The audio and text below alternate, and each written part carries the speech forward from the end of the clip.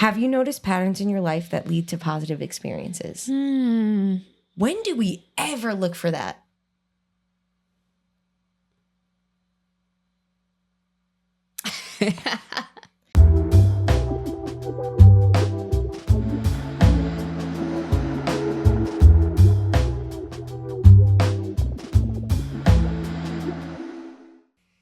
Be my lover, won't you be my lover?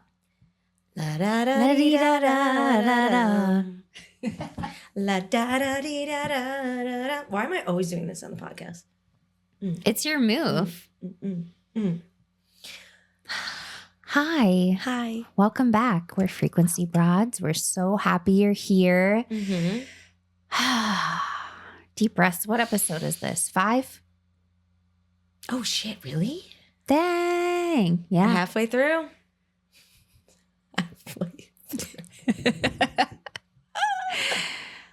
Well, welcome back.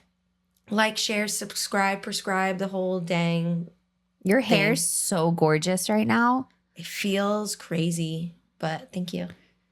I was like, well, can we be like other podcasts where maybe we just like smoke a little bit and then we just chit chat about nothing? And then I know you have a really beautiful topic today. So I know maybe today isn't the episode. I'm like, wait, hold on. Or is it? I'm like, get the joint, put it right here. Let me spiel a little bit, and then we just right on the candle. I'm like, yes, please. La da da dee da da da dum. Oh, you got one of those? Damn, girl, you ain't fucking around. Hold on, let me get the ashtray. This one's a really good one. Well, so let's leave it here. Let's chat a little first. And if you're lucky enough, you'll get us to watch. You'll get us to watch. We watch, we record, I edit, okay? Anyway, welcome to Frequency Broads, episode 5, halfway through. Sorry, this is real gross, but you know, such as an ashtray. I love it next to the mushroom too. Just a little, it's giving very us. Frequency Broads. So today we want to talk about quite a broad, deep, expansive topic of the collective consciousness itself. Understanding that a little bit deeper, I had some downloads and just like things come up in my realm that I was like, oh, okay, this is making sense. And it ties back to the concept we were talking about a couple episodes ago, where, what's the concept I want to reference? Get your notes. I don't know. I'm like, MC squared. I don't know. I'm hungry. I don't know. Well, let's free check and maybe it'll come back to me. Okay. How you feeling? Can we just be honest? Yeah. We're recording this right after we recorded the last episode, so our free check really hasn't changed. I still have not watched TV, but I can't talk more about it because it's been the same time. So we're here, we're recording, and you know what? That's it, baby. That's it, baby girl. I'm hungry. That is one thing that's changed. And now thinking about smoking in a little bit has me even like, it's like pre-munchies. Yeah, always. Planning out the munchies. But we're feeling good. We're happy we're here. We're going to talk about the idea that we are all connected. We are all one, which we already know, right? So I feel like I'm just going to dive right into it. Please. What blew my mind and what I've been really playing with is, oh my God, there it is. Okay. Ties back to the concept that, God, every time I say that, the start of that sentence, it's gone. Every time I start the sentence that way, it's gone. Fuck me. Hold on. Are they fucking with us? Okay. To trust the matrix. Not the programming that humans like to program us with, but the matrix itself. Earth was or is now being used as a planet for testing our expansive consciousness, our ability to be a God in form, our ability to consciously choose what programmings we run, and if we can come back to our original blueprint, which is our authenticity. When we can understand however you want to visualize this, whether it be the planet as a sphere with different layers of grids, like the literal magnetic field around the earth, you can imagine it as layers, you can imagine it as a simulation, however you want to imagine it. We literally physically live on a grid. And when something on the grid shifts, just as if you're imagining that space and time layer where you drop the little marble and it bends space and time, when you do something to the grid of Earth energetically or physically, it affects the entire Earth.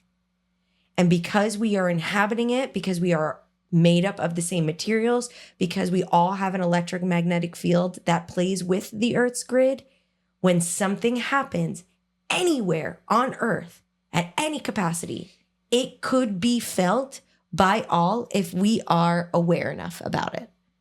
And even if we're not aware about it and we're just like, why am I feeling anxious? Why am I feeling down? Why am I feeling bliss? And I think that that's something I really want us to understand, is that because everything has an energy field, a frequency, two things, if physics has taught us anything, everything has a frequency and everything radiates, meaning the frequency emits outward in all directions. Scientific fact. Your thoughts, your words are energy that is a frequency that radiates out. So being really conscious of both your actions, words, thoughts, and shifts in your grid area, and understanding that you're in tune with what other people are doing and how you respond to that radiation of their frequency can create harmony or disharmony on the literal entire planet. Is that making sense so far? It is. Yep. Okay.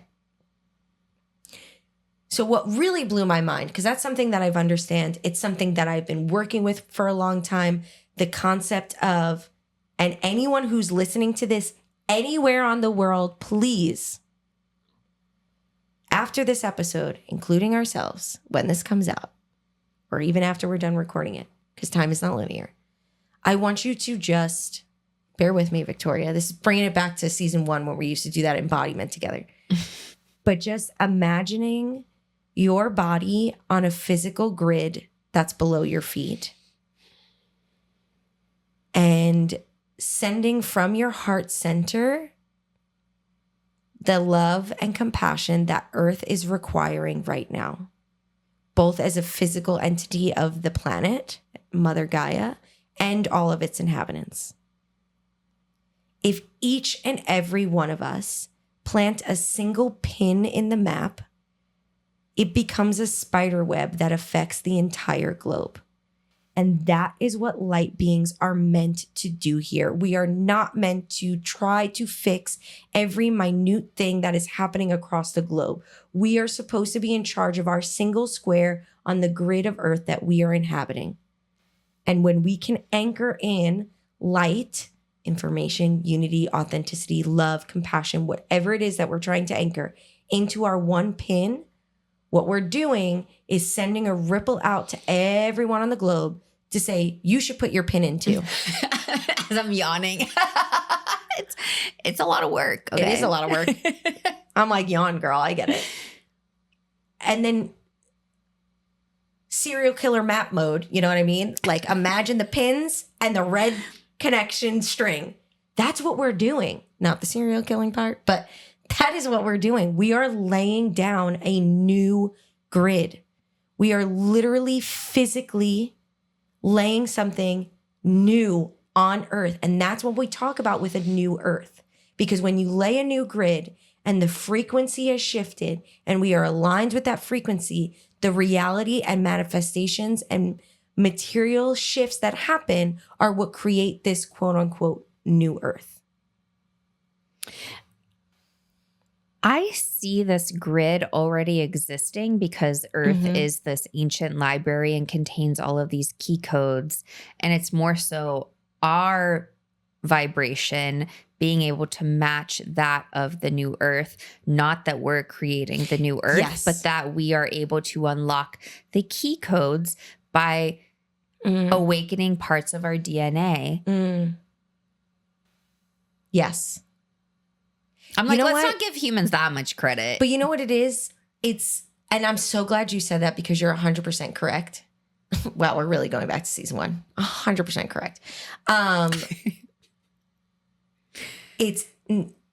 Yes, it's not anchoring in the new reality. It's anchoring yourself in that layer of reality. Because we've talked about before, all realities are happening. Everything's happening at once. It's just where are you tuning into? And understanding that we are multidimensional beings through and through and through and through. It's just remembering that. It's not birthing it, like I said last time. It's not having a whole to-do. So just remembering like, oh, if I put my pin, if I anchor, if I ground into this frequency, this is the grid that I am working on. But I still do believe that putting in that pin reverberates to all of those who are in your reality before you shift out of it. Yeah. To be like, hey, I'm heading out. You want to come? Do you see how this frequency feels? Does it resonate with you? If it does, jump into this one with me because that's where we'll both resonate with the reality we're in. But there's a lot of fear around like the great divide. So I want to say that like no one gets left behind. Like this whole idea of someone you love hopping into another, like it does not mean you're not going to see them again or it's not going to like. So I just want to calm the nervous system. Yes. That's huge because the great divide is not happening because we're all living in different realities anyway. We're already like, we came here to be divided in that sense. We came here to be fractured off. Yep. So it's okay. It's not that you're, like Victoria said, you're not going to not see these people. But also, do you really want to be seeing people who are only causing dissonance in your life anyway? Yeah. Because that's really what it's about. If you're so fearful that you're going to lose this person because they're not on your same energy length, that has nothing to do with anything besides yourself. And you holding on to old frequencies that actually don't resonate with you just because it's familiar or comfortable. But it's really hard. And I want to acknowledge that there's so much grief that comes with it. Does it get easier? Sometimes. Sometimes it makes it much easier to walk away from the dissonance. Other times it tugs on a deep soul tie that probably reverberates out to many lifetimes. So we get it. Which is another thing that came to me is this shift into Age of Aquarius. The best way that I can describe what they're showing me is that it's kind of a new karmic cycle. You're not necessarily cutting all of your old karmic ties. It's not necessarily a clean slate if you didn't wrap up what you got to wrap up.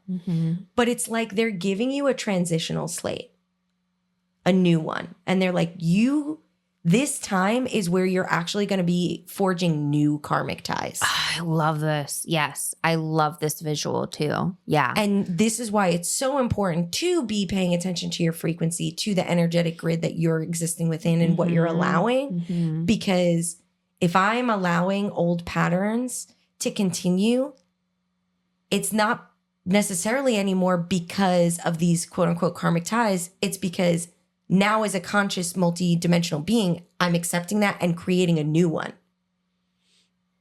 Maybe the same exact one that I've had in the past, but I'm just retying it. Why the fuck would I want to retie something that doesn't work for me? So something to think about. Because there's probably love there and people do things for the sake of love. And that's like a tricky little. Of course. Yeah. But when you come down and remember that, when you come down and remember that loving yourself, loving yourself is just as important I may love this person, this job, this house, this situation so much that I don't want to lose it, that I'll be in dissonance. But I also love myself enough, and you should love yourself enough to be in a place where there's harmony. And that doesn't mean pleasant all the time. We'll experience unpleasant things in a harmonious situation or relationship. Hands down. But it still needs to be from a place that feels authentically aligned with you. Mm-hmm. So with this shift into the age of Aquarius, and I know by the time this comes out, it's been a minute. That's fine. But the age of Aquarius is 20 years long. So it's literally only been a minute. Really recognizing, and I know we're a broken record when we say this, but really recognizing what you're allowing in your field. Mm-hmm. And speaking of patterns, we are always looking at patterns that no longer serve, old patterns that are from trauma or old programming. But sometimes when we're so hyper-focused on that, that's the frequency we're admitting. So that's exactly what we're going to get back.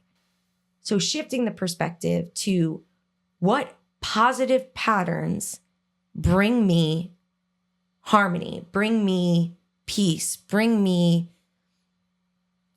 love and compassion. Again, not always pleasant. Could be hardships, it could be challenges, but what positive patterns am I creating in my life? What good habits? We're so hyper-focused on getting rid of bad habits that we forget to build and forge new good habits. Mm-hmm. So in this period, as we're setting these new intentions and these new karmic cycles and ties, what positive patterns do you want to foster?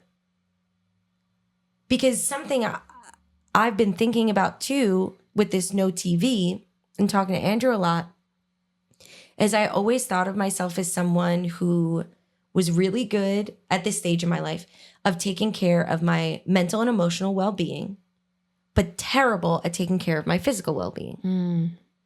I have a hard time eating enough. I have a hard time drinking enough. I have a hard time like making sure I have consistent movement. But when I actually slowed down and I was like, the pattern isn't what I'm doing. The pattern is how I'm viewing myself. Because when I sat down and I was like, actually, I've been meal prepping for the past couple months and making sure I eat 3 meals a day. I have been paying attention to how much water, even if it's not as much as I should be all the time, I'm paying attention. I have been taking my vitamins every day, which is like the craziest thing I've ever heard. And I'm like, and I'm in 2 dance classes. I'm like, I'm sorry, since when am I also not taking care of my physical body? Mm-hmm. It's the pattern of how I view myself. So now I'm framing it as, look at the good patterns I'm creating. Oh, I love that so much. I've never thought of that before. Mm-hmm.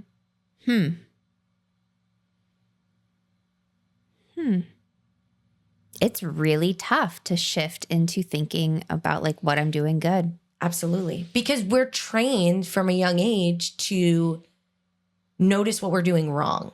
Yeah. Even from like the concept of like early education of like shifting the perspective from like don't run to just using the word walk. Mm. And mostly because they don't hear the word don't, they just hear the word run and then they run more than anything. But even in the way we speak to young children, it's always what we're not doing. And when we praise for the product. This drawing is beautiful. Your dance routine was amazing. You did so great. You scored 3 goals, as opposed to the process. I love the way you're being intentional. I'm so glad that, like, aren't you proud of yourself, right? So really looking at what positive patterns have you already created. Don't get on top of yourself judgmentally and be like, well, I got to create this positive pattern and this positive habit. Slow down. First, what have you already set for yourself? Can you feel proud and accept what you've already kind of created in a positive way before you start thinking about changing anything?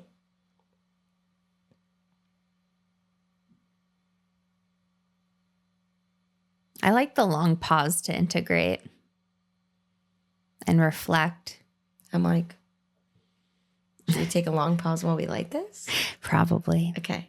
Even though I'm so hungry. 20 minutes later. Isn't she lovely? Isn't she wonderful? Can't wait to see what she has to say now. Oh, yeah. Okay. Now that we're back, welcome back. Okay. Crazy thing. I had to get out my book for this. Hold on. I'm get this over here. Okay. So I watched this video of this person. I cannot remember who, so excuse me. But they were talking about the equation E equals MC squared. Which I'm first of all, everyone knows that equation, but I'm what the fuck does that even mean? Because I don't even really know. But then I watched this video and I learned. And basically, it's something like mass times the speed of light squared. And I don't know. Long story short, it's basically saying that energy equals mass that's moving really, really, really, really, really fast. Okay. So this guy talks about if you revert the equation, then it's really saying that matter, what we're made of, this desk, everything that we see that is in form, is just really slow energy. And maybe you knew that already. Maybe you're yes, Tara, obviously, that, of course that's what it means. But then I started to think about he goes to talk into how our brains and our eyes in this human body slows down the energy around it to create form. Obviously we feel it with our hands, right? But ultimately your brain is telling you what it feels. And we know that there's actually such a small space in between what you're touching because there's space between the atoms. And really when I tap this table, there's little atoms that are in my hand that mix in with the ones on the table, and I get little pieces of the table in my hand. Not physically necessarily, but our matter switches just by touching. So he starts to talk about how our eyes and our brains and our bodies are just trying to slow down energy to be able to perceive and understand the world. Right? So then I'm thinking deeper into okay, so the matrix, the simulation or whatever it is, whatever you want to call it that we're rocking in right now is just the Earth's programming slowing down energy in order for us to feel, see, and taste and all that. Follow me here. Yeah. Okay, I know this is getting crazy. So maybe to really do the energy work, or not even to do it necessarily, but maybe what we're actually doing as people who channel, as people who can see auras, see ghosts, feel, hear, smell, maybe what we're really doing is honing in our ability to see and perceive faster moving energy. So if we want to do more energy work and more grid work and be able to work as a global consciousness together, it's just about practicing in our own self, in our own world. How can I step more into the quantum field? Literally. Into the field of particles moving so fast that we can't even see them. Into the field that there is a frequency that you can actually see and feel and taste and experience. And if we can start to experience it, we can start to manipulate it. And if I can manipulate energy that's moving really fast, because all it is a wave. I know this is so fucking crazy. I wish you guys smoked too. I should have told you to do the same. But if you can see the little particles in the air, for example, could you not move them yourself? Could you not create new form? Isn't that what being a god is? It starts with this exercise where you rub your palms together, create a lot of energy. Boop. Yes. That's kindergarten that's how we start to play. But just think like it really blew my mind thinking from like a quantum physics understanding of like, if I can perceive faster moving particles, then with practice, I could be able to manipulate faster moving particles.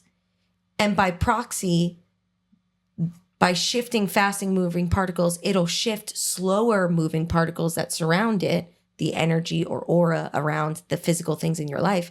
And you are actively manipulating your reality. That's how you play God on earth. And for us who are in the spiritual realm, that's just playing with frequency and energy, right? Manifesting, sending out this kind of energy. But for someone who thinks more scientifically, maybe that's a way for you to understand it, is like you're literally being able to perceive things and manipulate things that are already there. You just haven't worked on the capacity to be able to manipulate that. And maybe some of us with our awakened DNA coming to Earth or activating our DNA access the ability to manipulate the energy in that capacity. So we truly understand and awaken our God being in physical form, because we are able to go up, manipulate fast energy, bring it down, and in turn manipulate the physical reality within our space. Dang. Mind blown.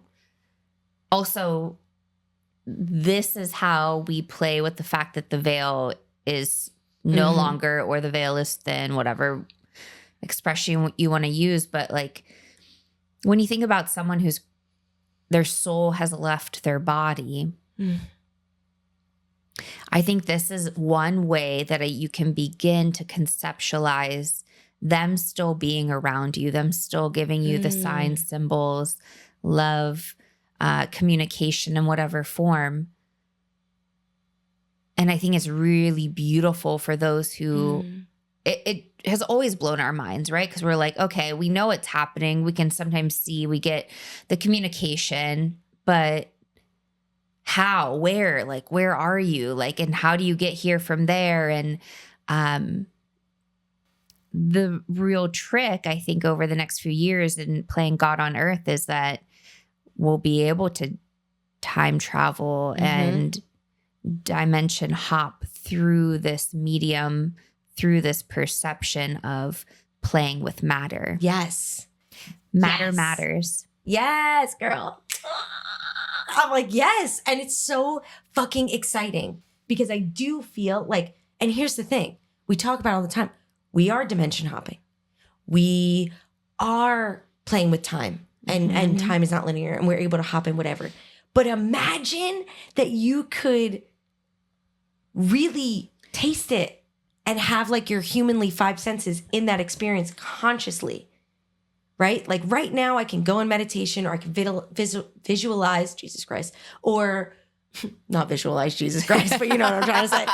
Well, yes, that too. Or go wherever I fucking go, and then I come back to this body. What if I took the body with me? Isn't that so exciting? Or have the consciousness and remembrance to leave one body into the next, you know, the other version of me in a different timeline or whatever, and like actually see that, like see the little shift. That, bro, that's literally what the Mandela effect is. You're seeing the fact that you did shift realities, but it's left you confused because you don't remember. You don't have the consciousness of it. You remember it happening, but you're like, I don't remember changing timelines. I didn't walk through the portal. This is what this is going to be like. Better to be aware so you can own your power. Dare I say the word power? This is the evolved form of power. So you really get to make the most out of your time on Earth right now. And be the leader for others who are curious about this. I really see this being important for all of the starseeds being born right now, because they are really living it. They can't hide. I love kids today. I know, me too. Yeah. Also, I feel like this is kind of how you have like a extraterrestrial over for lunch, or like, you know, come sit on your couch and hang Bro, with your homie. That's exactly what I was just thinking about. Like,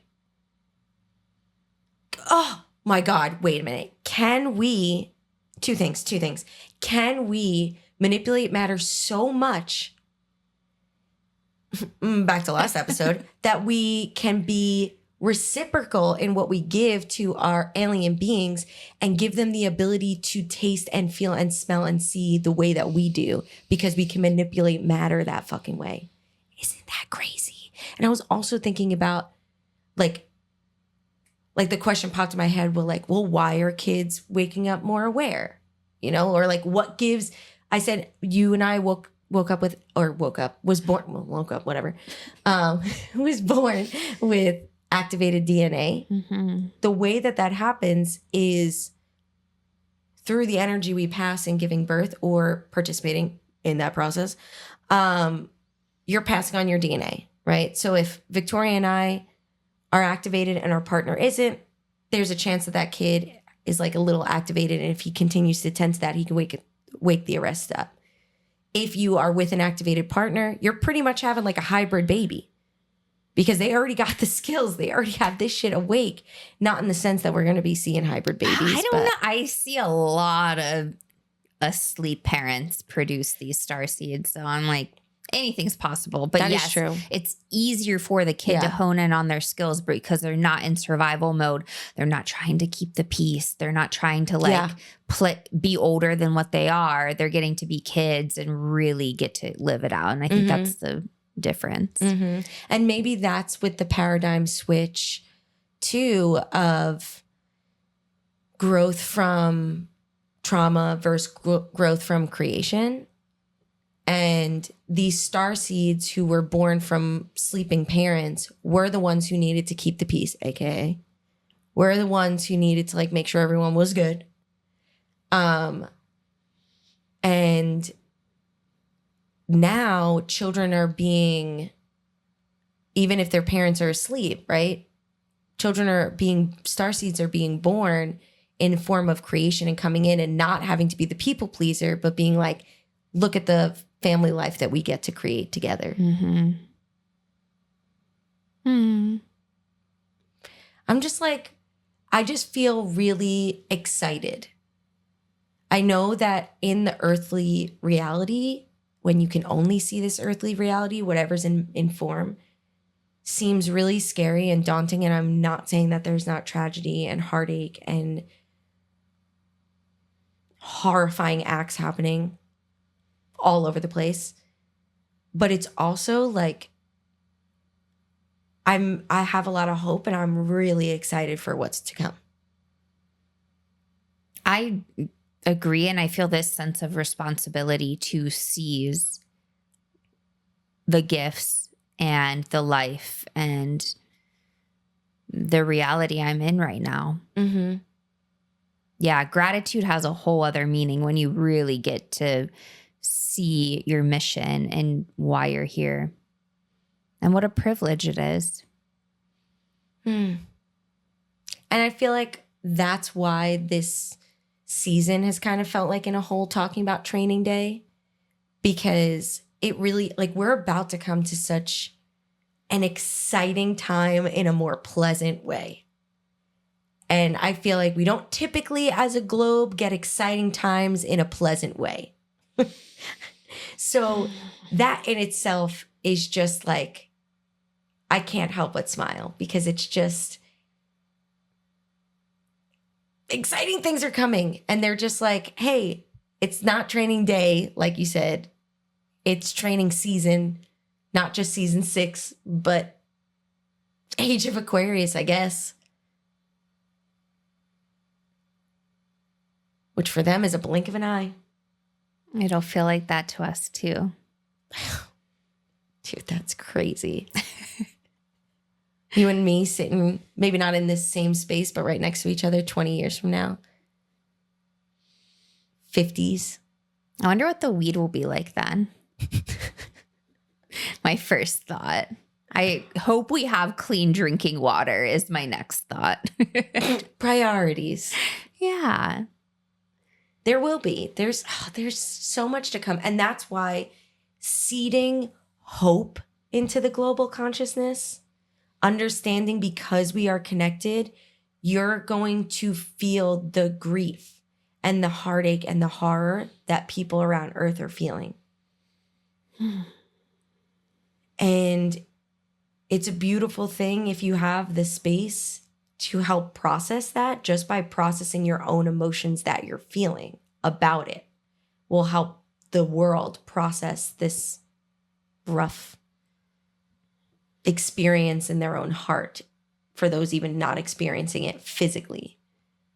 So seeding hope, seeding that we can find unity together is what's important.